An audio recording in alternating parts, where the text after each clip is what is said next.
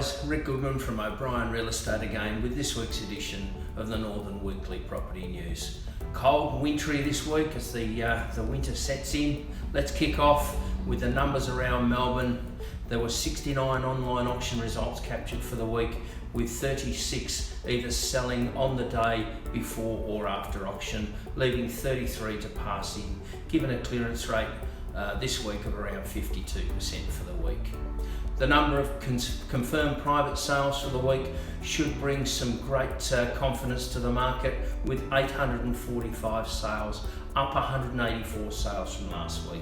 Surely this is strong proof that genuine buyers are still very active out there in the marketplace.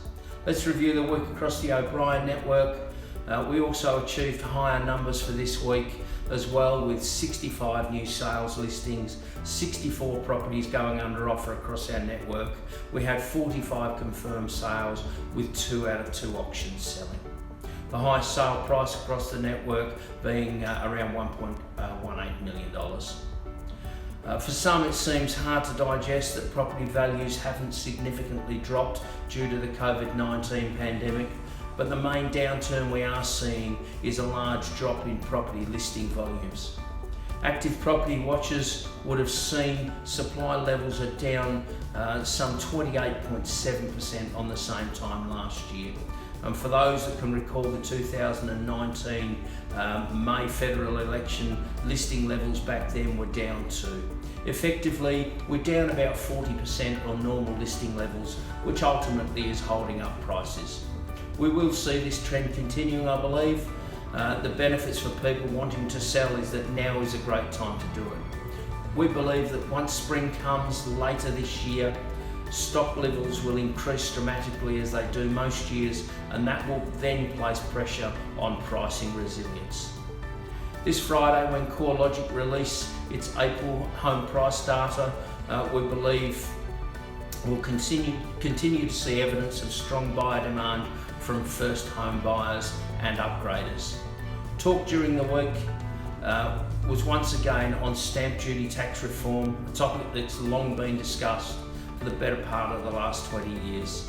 It's a tax that should be reformed, but because ultimately it restricts people from moving house, but any change like that proposed to the negative gearing changes that never went through will continue to be a contentious issue and commented on for a long time in the future.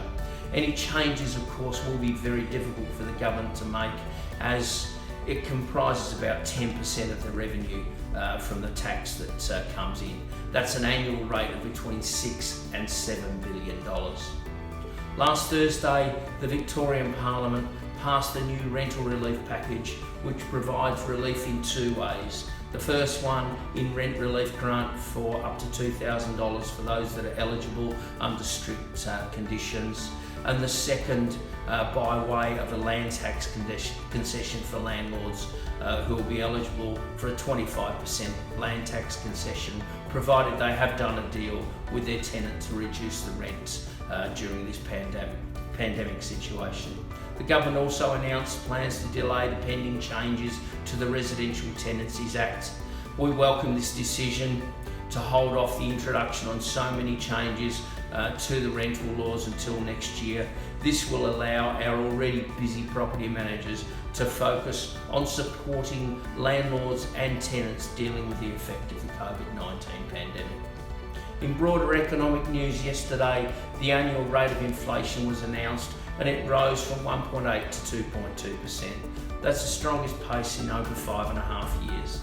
The main reason for this lift is because prices in food surged due to a number of factors, mainly through the supply shortages brought on by more people eating at home, panic buying, and of course the price of fresh fruit and vegetables lifting due to the drought and recent bushfires.